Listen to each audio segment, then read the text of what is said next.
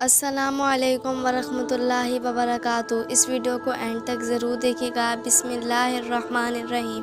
ایک زمانے میں قدیم شہر یثرب میں المنذر نامی ایک ظالم اور جابر بادشاہ رہتا تھا۔ اس کے دور میں جبر، ناانصافی اور اس کی رعایا کے مصائب کا نشان تھا۔ اس کے بے رحم حکمرانی سے تنگ آ کر ایک نجات دہند کے لیے ترس رہے تھے جو انہیں ظلم کی بیڑیوں سے آزاد کر سکے۔ شہر کے مضافات میں صالحین کا ایک گروہ اصحاب الخدود کہا جاتا ہے خفیہ طور پر جمع ہوا۔ وہ اپنے عقل مند اور ہمدرد تھے، اپنی سرزمین پر انصاف اور رحم دلانے کے لیے پرعزم تھے۔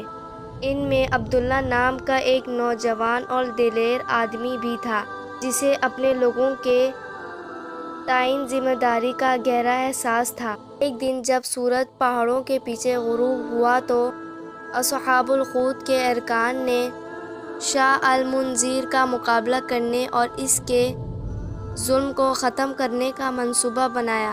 وہ جانتے تھے کہ یہ کوئی آسان کام نہیں ہوگا، لیکن ان کے عزم اور اتحاد نے ان کے حوصلے بڑھا دیے۔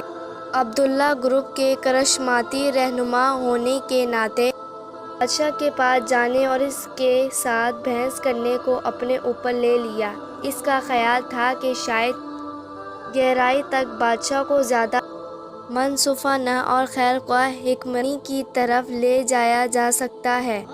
اصحاب الخدود کے ارکان نے اتفاق کیا اور عبداللہ کی انصاف کی تلاش میں حمایت کی۔ جیسے ہی عبداللہ شاہ المنذر کے عظیم الشان محل میں داخل ہوا، اس کی ملاقات سرد اور چھیدنے والی نگاہوں سے ہوئی۔ سونے اور زیورات سے مزین اپنے تخت پر بیٹھے بادشاہ نے عبداللہ کو حقارت سے دیکھا۔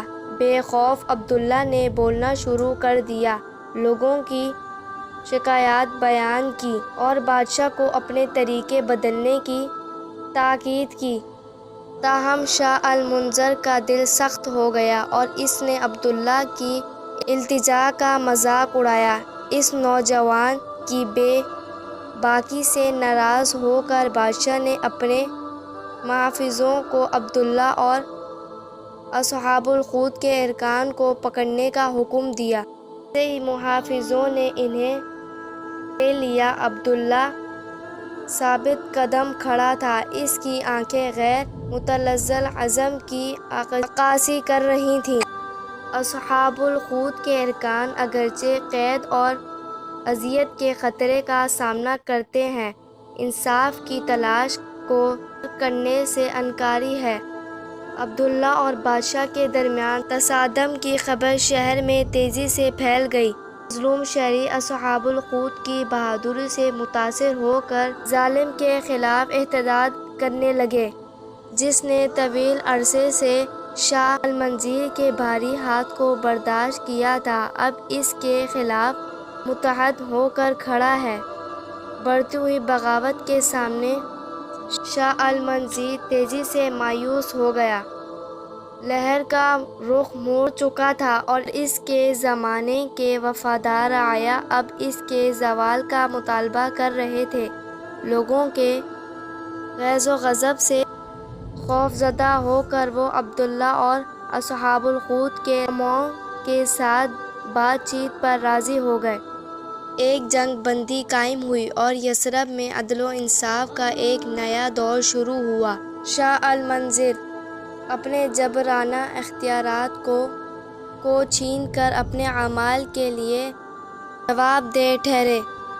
اصحاب الخدود کی قیادت میں لوگوں نے اپنے شہر کی تعمیر کے قیام اصحاب الخدود کی قیادت میں لوگوں نے اپنے شہر کی تعمیر نو اور ایک انصاف پسند اور ہمدرد معاشرے کے قیام کے لیے مل کر کام کیا۔